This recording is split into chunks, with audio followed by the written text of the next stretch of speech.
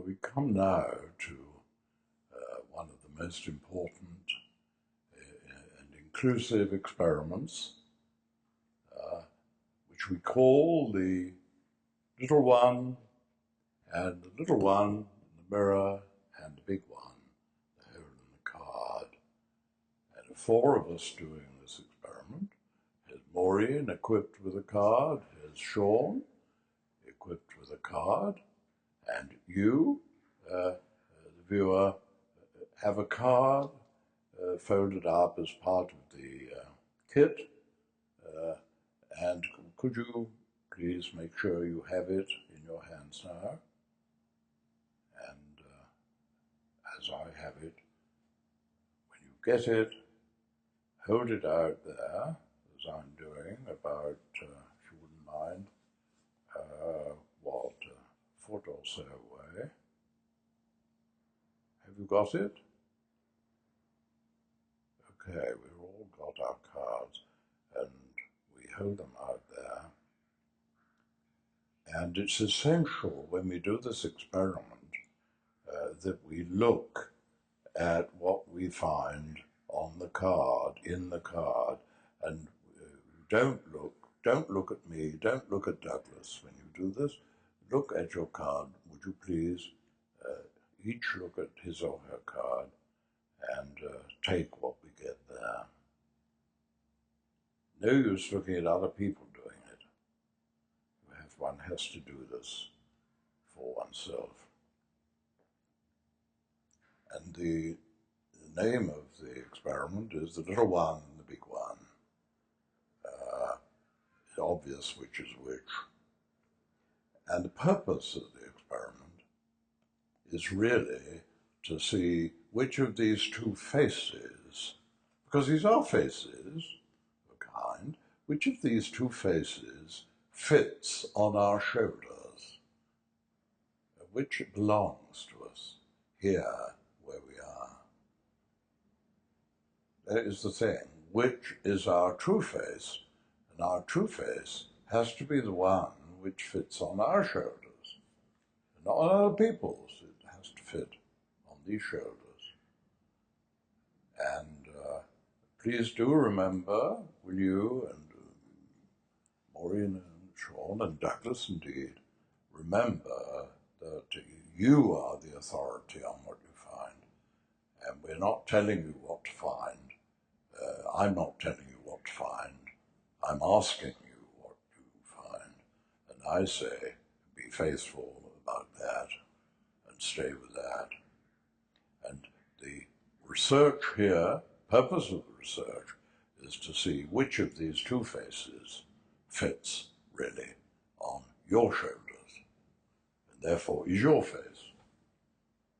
And you can see why it's so important to get this right, because one of the faces is perishing, and the other face isn't. And if we could now just get the little one in our sights, and attend to that little one, keep that little one in our sights now. Look in the mirror. The mirror should be at the bottom, actually, of the card, to the side of the bottom. Let us keep that little one in our sights and support our elbow if we can, so that we don't, our arm doesn't get tired. And hold it while 1 foot 6 away. And however painful or indeed delightful the experience, let us keep that little one in our sights. Now, that little one is a certain age. That one is a temporary appearance of what? Of you, I guess, but it is temporary. It had a beginning, it had a birthday, and it has a death day coming up. Well, if that belongs on your shoulders, you have very limited lifespan.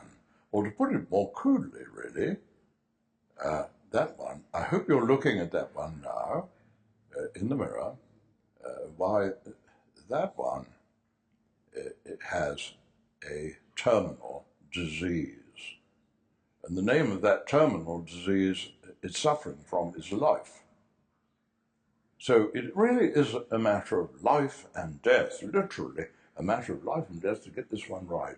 Is that your face, and does it fit on your shoulders? If so, you are suffering from this terminal disease. And if you can't fit it on your shoulders, why, it would seem that you are not suffering from that terminal disease. That's a big question, isn't it? And we're going to look at this one in the mirror as we perhaps haven't looked at it for many, many years. And I think one of the first things we can notice about it, which is perhaps rather a surprise, is how far away it is. It's sort of like a coconut held in your hand at the far end of your arm, isn't it? And it's so far away. And do you have on-present evidence looking in that mirror now, steadily, not at me, but in the mirror, at that face? Do you have another one like that, on-present evidence, at the near end of your arm, on your shoulders here? Or is that where, indeed, you keep that thing? You're the authority. You have another one to match that at the near end of your arm. Well, you may say, well, yes, but that's a reflection. It really is here. It really is here and not over there. It just looks as though it's over there, but it's really here. Well, I think we must just test that, mustn't we, and see whether it really is here, and see whether we can fit it onto our shoulders. And it's really very important. It's a matter of life and death to see whether it fits on these shoulders. But just before we do that, it'd be very odd, really, if it would fit on these shoulders, because if it would, you'd be walking around back to front there, wouldn't you? You'll be facing the opposite way. And people will be contemplating the back of your head, and you would be looking at where you were coming from. You'd be round the wrong way, which is very strange, isn't it? Because if you're looking north now, that thing is looking south. That's a funny one. However, they tell me and tell you that really, really that face is not over there, and it's really at the near end of your arm, and it belongs here. So what we're going to do, the first part of this active part of this experiment, is to try and put it on here. See how successful we are in wearing that face. So what we have to do now, with great attention, and if you're wearing glasses, you have to take them off, and perhaps turn your head a little bit to one side, and bring it slowly forward to try and put it on here. And as you very slowly and with great attention bring that mirror up to where you are. And as you do so, as it gets to, say, a foot away, I think you'll find the chin is vanishing. I think you'll find that the top of your head, your hair there is gone, and your nose and your eyes are getting bigger as you get to 9 inches and 6 inches, and hazier too now. Hazier is the scene in front of you as you get to 3 inches and 2 inches, and you, in fact, at 1.5 inches perhaps you lost the nose and the other eye, and just got a little gleaming something there, which might be an eye. It's all very hazy. And as it comes up to 1/2 inch, 1/4 inch, 1/8 inch, isn't it all gone? isn't it all gone? And then bring it right up, so go no further. And I think you'll find it's disappeared altogether. In other words, you didn't succeed in putting it on. All right? Then return it to store now, put it back to where we can find it, and reverse the process and bring your card out again. So, surely we have found that that is not our face. You see, poor lonely head there, it wants, surely it belongs on somebody's shoulders. It does belong on people's shoulders. On somebody's shoulders, surely. But it doesn't belong. In my case, I don't know what Sean and Maureen find, but in my case, I find it doesn't fit on my shoulders at all, which I think is perhaps rather fortunate, because it is something like a death certificate. It's dying, a dying thing, suffering from this terminal disease, and it's perishing. And I couldn't put it on. Could it be that the chap, whose name you may remember, who said, who asked death where its sting was, and the grave where its victory was, he left it unanswered. O grave, where is thy victory? O death, where is thy sting? And I say now we can answer Paul and say, well, it's considerably above half an inch away, Paul. In other words, I'm safe from the sting of death and the victory of the grave. Now, that's quite something, isn't it? And we still have a problem of where that lonely head belongs. Well, we just have to rest from that, and I'm going to ask Maureen how she got on with the first part of the experiment. Maureen, how did it figure with you? It definitely wouldn't stick here at all. It wouldn't go there. Wouldn't go there. Doesn't fit. Doesn't fit. And if it could fit, you would look very rum with you would look very strange, your hair in the front there, and you'd be looking at the wall behind you. And we should be contemplating the back of your head. If it could fit. Be round the wrong way. And you can't put it on. I can't put it on. Disappeared. I really tried very hard, and it wouldn't go on. But we do. We do try and put it on here. I mean, we imagine it on here, which is to imagine the impossible, isn't it? Yes. I noticed, Douglas, also that it didn't remain the same head as it moved towards me. It ceased to be a head, didn't it? Yes, it started out as a head, and then it's a part of a head, and it just changed. So there was a different head at each distance from me until it finally It fell to disappeared. pieces on the way. That's really. right. It fell to pieces on the way. That's a good way It to say didn't it. travel well, did it? No, it doesn't. It traveled It very kind of, badly. goes to bits. Yeah, that's right. Yeah. But you know, we say that, of course, it's really here. But I wonder who's, you see, if poor lonely head, come on, is looking for somewhere, some nice shoulders to go onto. Well, I think we might see whose shoulders it does fit on. I'm going to do a thing, and I hope that you will be able to do the same thing. It's worth trying. And Sean, I'm going to see if that face in the mirror can be fitted onto Maureen's body. I mean, it means she will then be the bearded lady. She doesn't mind. But I'm going to see whether I can fit it on. I mean, it won't fit here. It's so lonely. I mean, it really wants to go somewhere. So I'm going to try and put it. And it fits on her perfectly. Not only does it fit on her, but it's round the right way. I mean, it hasn't done Maureen any good. It's put about 50 years onto her or something. But it fits beautifully. It fits beautifully. Sean fits quite nicely on Douglas here.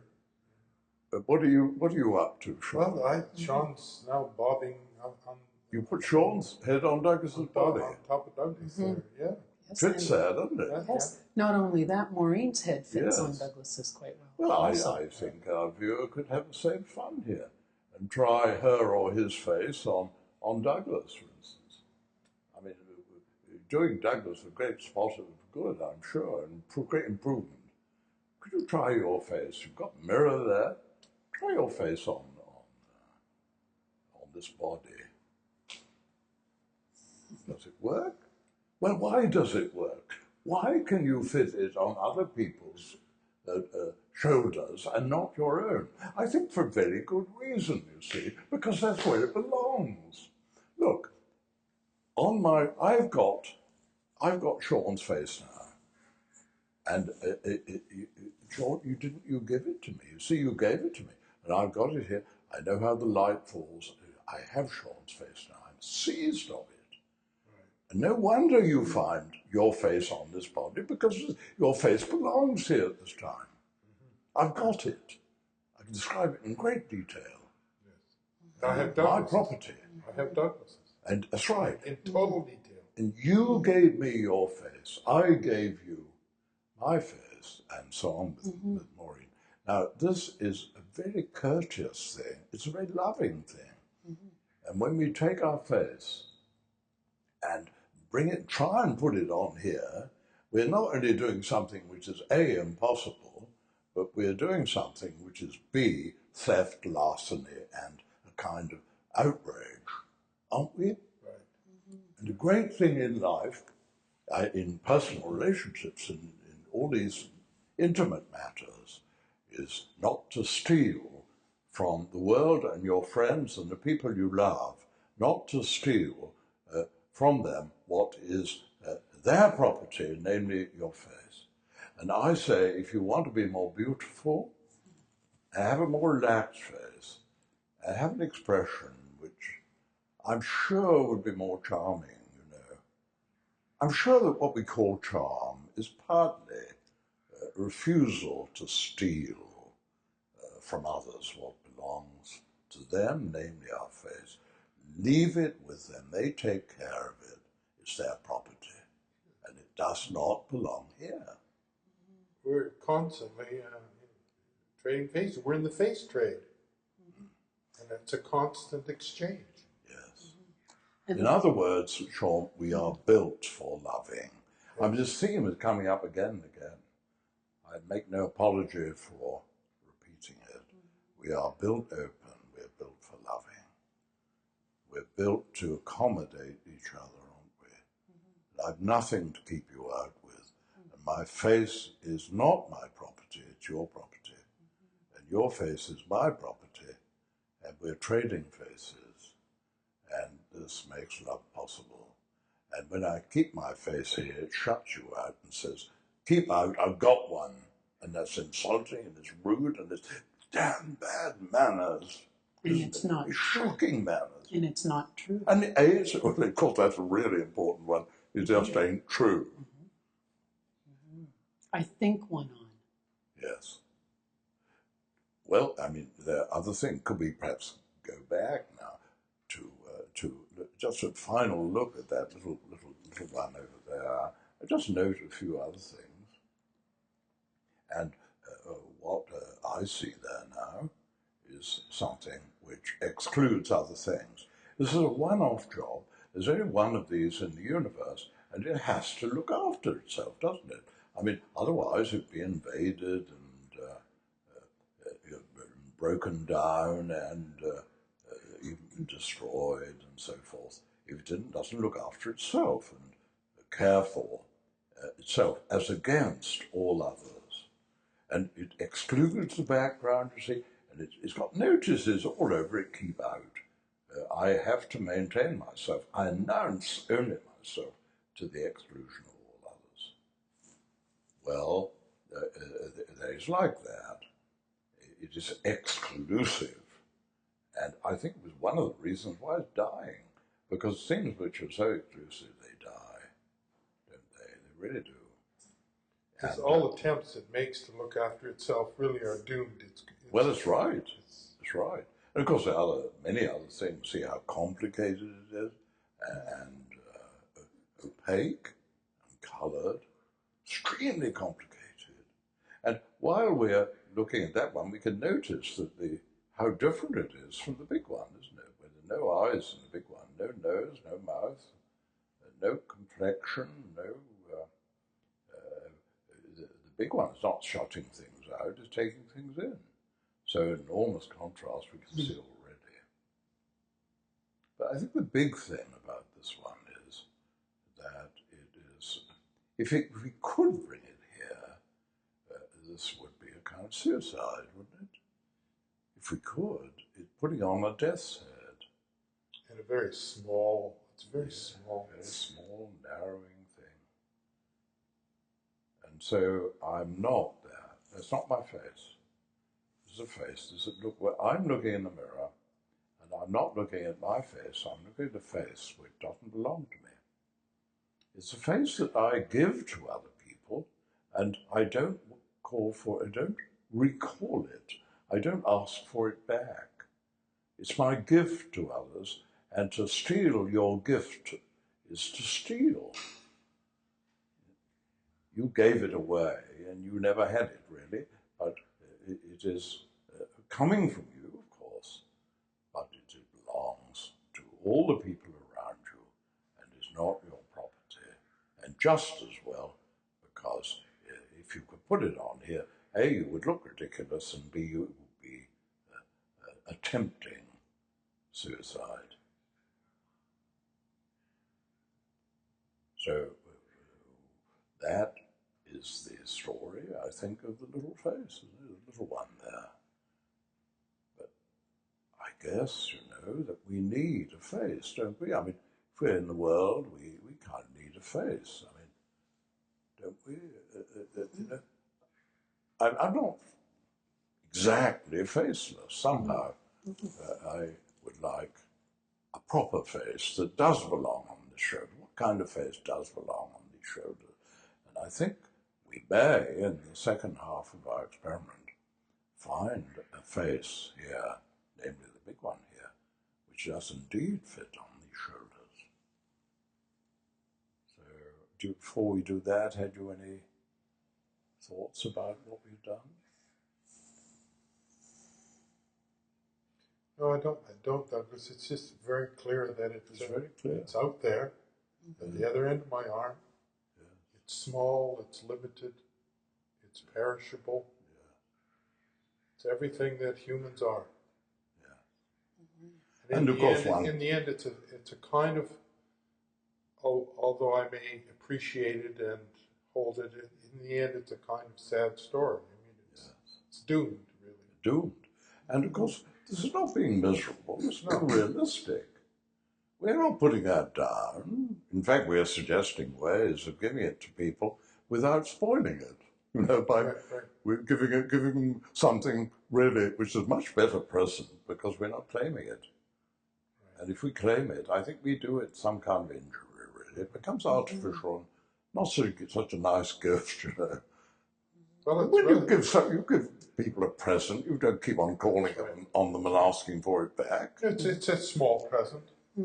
Very small It's present. a small present. I also noticed Not worth very much. I also noticed that there's no attachments to it. A present with no attachments. It's quite isolated out there. Yes. Yes. Well, should we see what It does have a certain freedom to go on the top of any. everyone, you see, and because it belongs on all their shoulders, doesn't it? Right. Such so funny. Right. Well, should we now find out whether we do have a face? I mean, if there is a face lurking here, in fact, if this is our face, this one will do. The little one won't do. We can't put it on. So we do have an alternative, which is the big one. And we'll go on to the second part of our experiment, if we may. And you've got your card ready there in your hands, as before. And again, may I remind you and Sean and Maureen and myself that we have to attend to the card in our hand and not other people's cards or other people doing their experiment. we can see them, perhaps through the hole in the card, but the point is what is the card itself, our own card, is revealing to us. So could we please hold the thing about 18 inches away and keep our attention firmly on this time on the big face there, or big hole in the card. Yours, I don't know whether it has any ears or not, but if it doesn't, don't worry, it doesn't make any difference. You won't get a bigger and more profound message if it lacks ears. Like the ears on mine are terrible. Yours are Sean, are very, very nice ears. However. Well, here we have the thing in our hands, held out there, and we notice the difference between the two. In fact, we could get the little one in our sights simultaneously with the big one, and we notice what a fantastic difference. And the main difference, an obvious difference, is the absence of eyes, nose, mouth, and skin and color in the big one. In fact, this one, the complexion of the big one on present evidence, is so clear, isn't it? So clear. Talk about vanishing cream, my gosh, a lot of vanishing cream seems to have gone into this. So the whole thing has vanished. It is an empty and clear face in inverted commas, shall we say. And I think the encouraging thing for starters is that it is imperishable. I mean, you could put your hand in that hole. Is there anything there that can perish? I mean, it really is empty, isn't it? It's an incredibly empty space, and it is imperishable. Nothing there to perish. But you can see that everything it contains is perishable, and you could just try putting various things in it. I put the table and the ceiling, all sorts of things. You can move your card around and see that the hole picks up anything that's available, those colours and shapes, and all those things which it picks up and entertains and holds are perishing. Furthermore, see how united the space in the card is with the filling, how they become absolutely one. So we have here a face which does not perish, an eternal face, an everlasting, timeless face, which is full of a perishing world. And if we took it out at night, we could get galaxies and stars and planets and the moon and so forth in there. And every one of those would be perishing. Even galaxies perish, but itself would still be imperishable. Potentially, all the world is revealed here. A perishing world is revealed in the imperishable capacity for that world. Now, to have a face like that mounted on one's shoulders would be quite something, wouldn't it? It would be our kind of certificate of eternal life in the imperishable, wouldn't it? Be our certificate. But it'd be marvelous to have that face rather than the little one. The question is, does it fit here? Because you see, it's 18 inches away, isn't it? I mean, it's not in the right place. It's not on your shoulders. I mean, it's more like on your lap. If you look down, it's not on your shoulders. It's not near enough yet. So we have to adjust that one. And it's not big enough, because I think that if I have any preview or information about what's here, it's somewhat bigger than that. Bigger than the little one, but not big enough. And also somewhat human.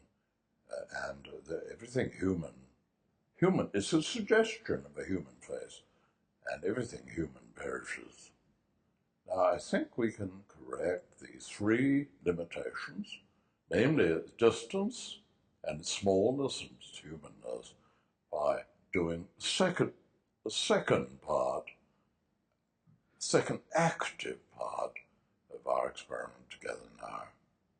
And please remember, don't look at us doing it. I'm not looking at Sean and Maureen doing it. I'm looking at what is happening on my card. Could you equally attend to what is given in your own card and be ready to submit to what it tells you? And we have now, with great attention, to seek to put it on rather in the fashion that we sought to put the little one on. And we, in fact, shall see if we can put this on as if it were a mask. And we do it slowly, and watch as we bring it on slowly. Watch the hole get bigger and bigger and bigger, and the borders, the outline of the hole gets fuzzy, does it not? And there comes a moment of explosion, does there not, when the card disappears altogether. And you bring it further forward and put it all the way on. Hasn't this hole in the card become boundless and worldwide, but just as empty as before, and even more full than before, in the sense is taking in a greater slice of the external world? You succeeded, did you not, in putting on this face? Therefore I suggest this is your true face. This is your true face, and the other one was not. This one belongs to you. This one is yours. So your true face in that case would be the imperishable, boundless capacity for all the perishing things in the world, from galaxies all the way down to your shirt buttons. That's a quite marvelous face, isn't it, to have? And it fits, does it not? And it fits the facts. And it's only you, the first person, to whom the face belongs, not to the others. Now, if you just look at Sean, Sean has become a rather unconvincing version of a Belgian nun, I think. A very comic character there. Look at him. See, something different has happened to him there.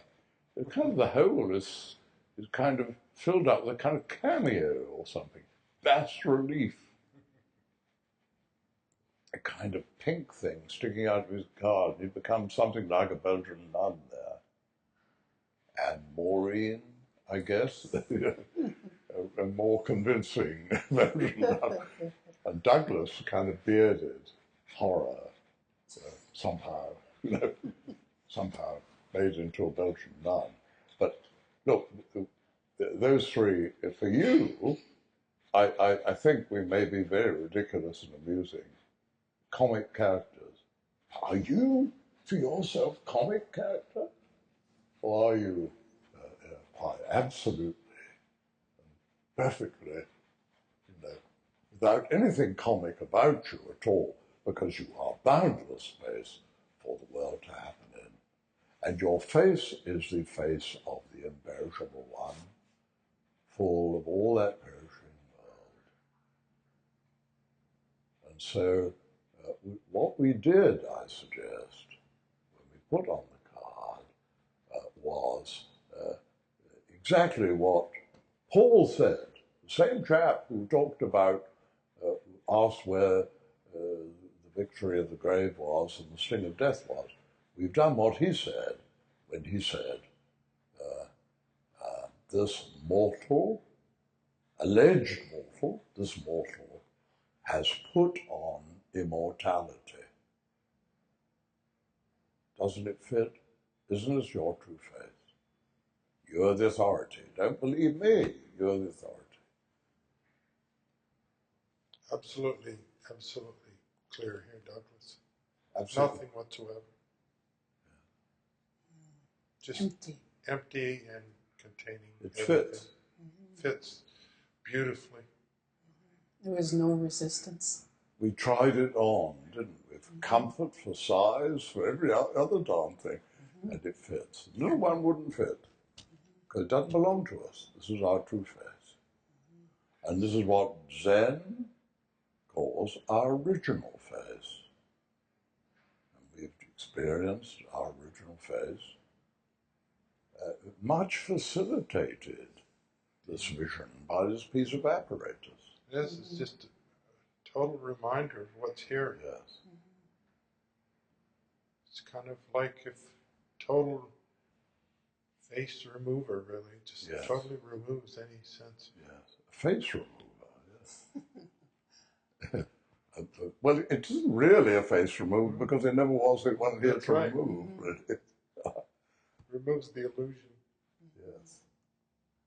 It's very clear. Did you find the moment of explosion? Yes.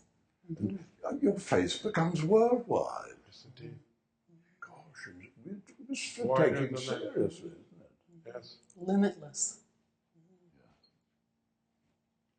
Unbounded space for the world to happen in. Come and go in. Be born and perish in. Yes. You, the imperishable container of all that stuff. Owner of that stuff. It's formidable. A capacity. Well, there are other things that one can say about this. I think this is a very, very good instrument. And in fact, may I say, there are no patent rights in this. And as far as I'm concerned, you'd be extremely welcome to duplicate the copy you have, improve on it, try it on your friends. I have it around the house in case of emergency, you know. Have one hanging down, if you like, and go into it occasionally. But it really is a stress remover, an instant stress remover. Well, there's another part of this experiment which I think is very revealing and helpful. And in this part, the card displays, rather vividly, I think, the 4 stages of our development. If there is a 4th stage, which is much to be hoped. And we begin with the infant. We all begin as infants. An infant looked at from outside as a tiny little creature, something like that, but looked at from the infant's point of view, from inside, looking out at the world, I have every reason to believe, and I think you would agree, that the infant's world is without boundaries. No doubt the infant's world is a great big booming confusion, but not organized, but it doesn't have limits. It's a big world, and the infant, appearing so small, is for itself, without boundaries. So this is where we came in as number 1, this one. And then we grew up a little bit, and we started looking in the mirror. And what did we find in the mirror? We found baby in the mirror. Baby, a little friend, or I don't know, playmate, baby in the mirror. And we were then, at that stage, far too sensible to suggest, think, imagine it was oneself. I mean, too far away, looking the wrong way, and so different. was absolutely unnatural it would be for a very small child automatically to say, that's me. No animal does it. Animals look in the mirror and they don't ever say, that's what I look like. And so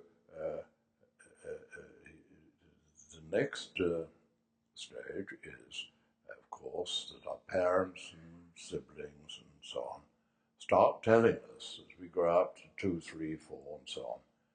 Start telling us, but it is you in the mirror. It's you. It told me Douglas in the mirror. And, well, we had a very great need to belong to the club and society and to go along with this thing. I'm not saying it was imposed on us from outside in spite of our huge resistance. There's something in us which responded to that, but it was simply something that was not given to us. It was something we took from outside on account of our need to belong to the human club.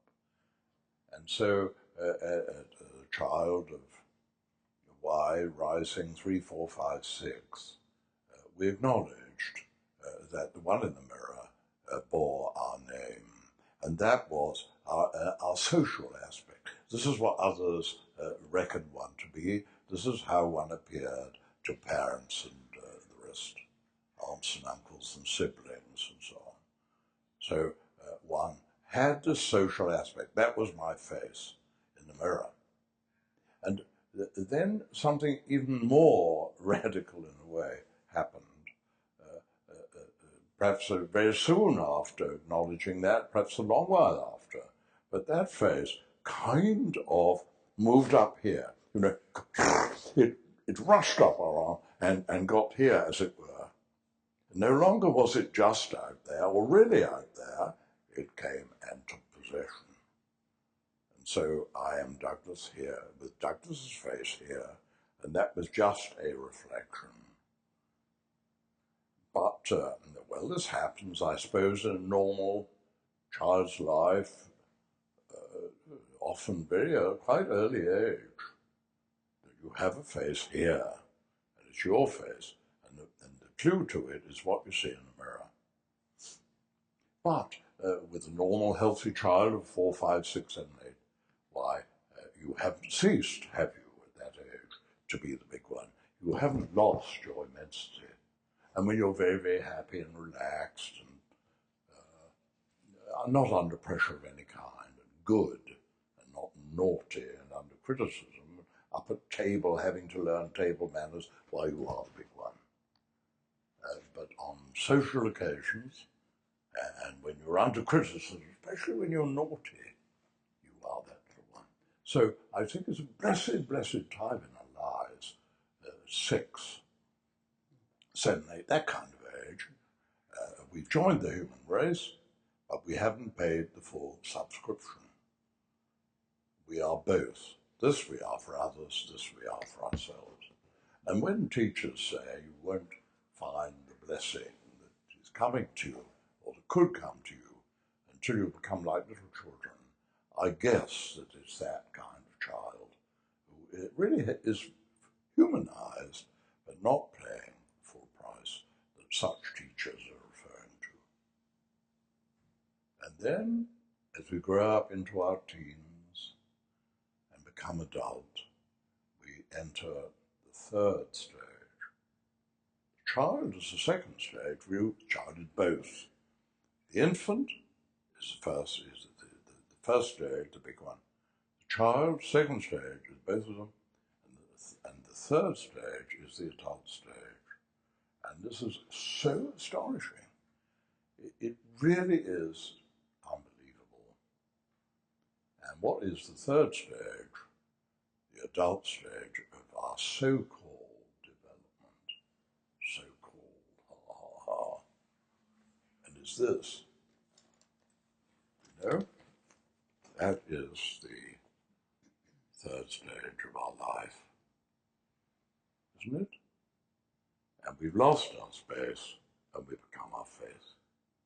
Of course, it's nonsense. It's a confidence trick. because we haven't lost our space, but we imagine we have, and we say, I am here, what I look like here, what I look like over there, and I'm not big, and I've grown down, I haven't grown up, I've got shrunk in the wash, from almost being everything to being almost nothing, and a dying thing at that.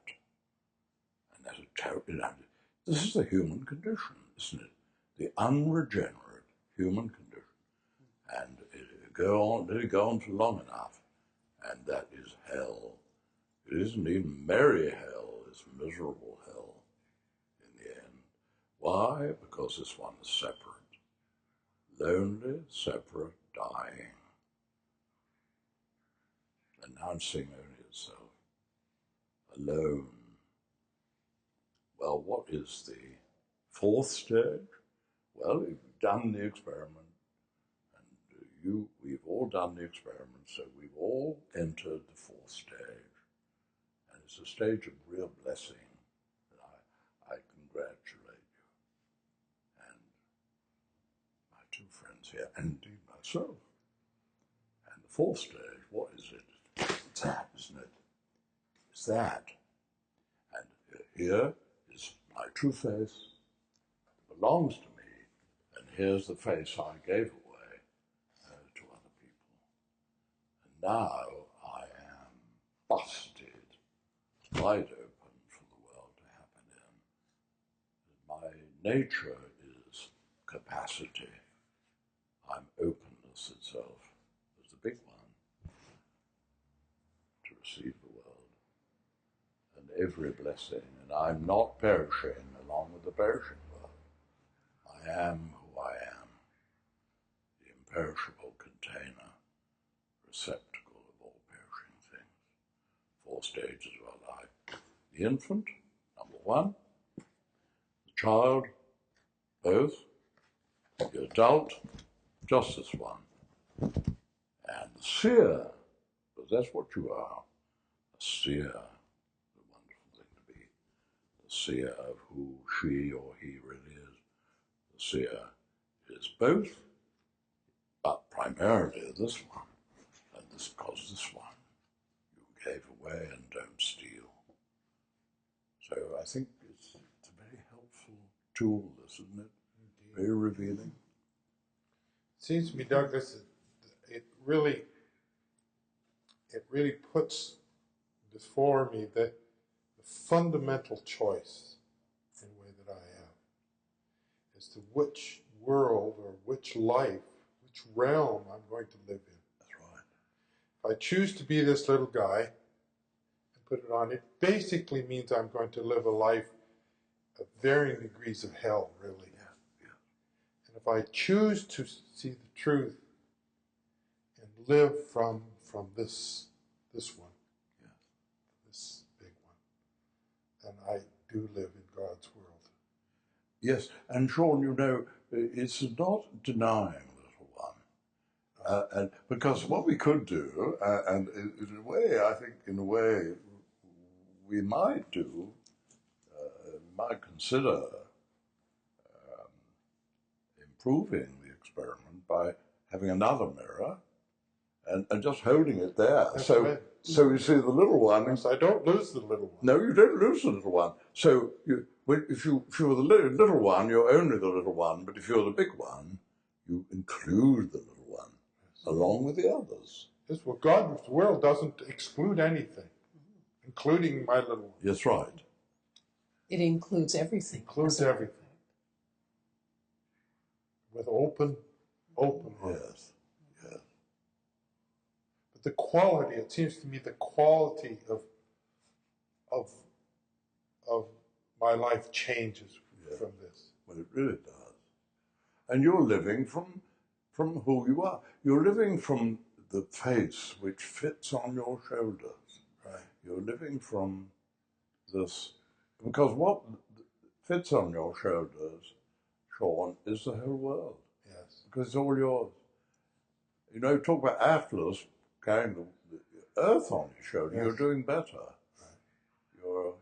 You're carrying See, the and cosmos. when I examine everything that I want in life, what I want is freedom. I want deep intimacy. I want love in life. I want a sense of openness. And when I try to get that through this little one, it's very difficult. In fact, hopeless.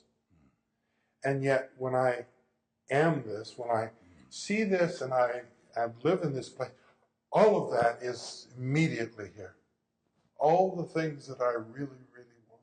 You're not separated from the world. That's right. Because if I could put the little guy on here, he would separate me from everything, alienate me from everything, because he's a solid lump for keeping things out. But here I am, the world.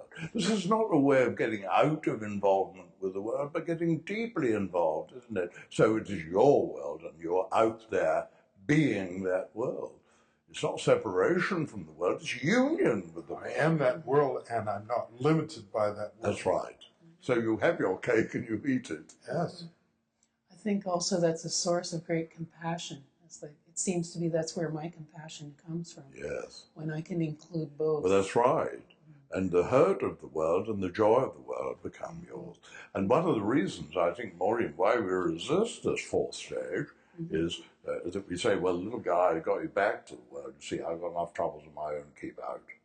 And we think we can do that. Of course we can't.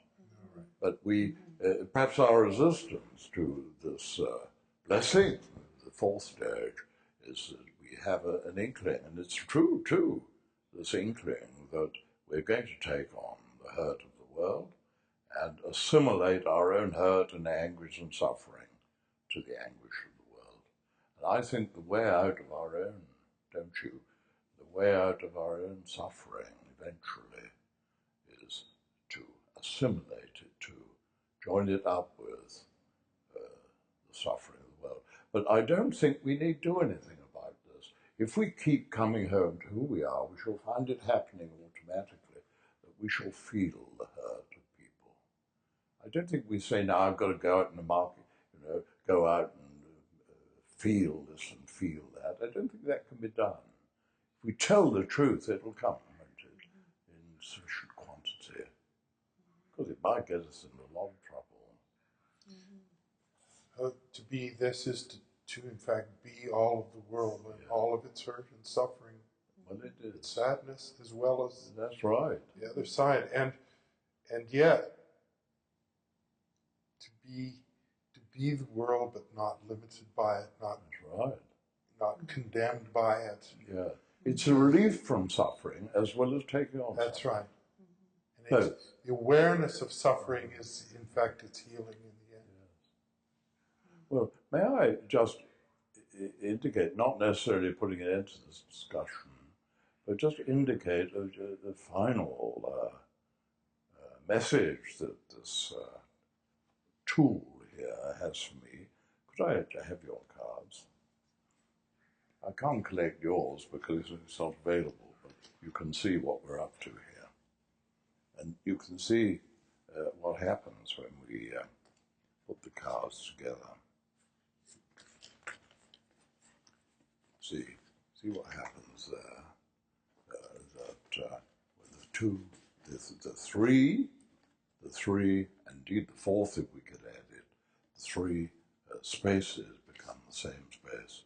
This unlimited space, which is yours, is also mine, because it fits on here, and it fits on there, and it fits on, and it fits on you, and it fits on everyone in the whole world, including E.T. up there, and the dog, and the cat, everyone. And what is our anguish? What is our trouble in the world? Our anguish and our trouble in the world is alienation and separation.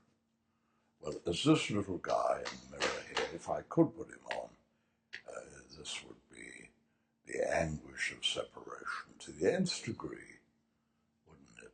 But this joins me up with all beings.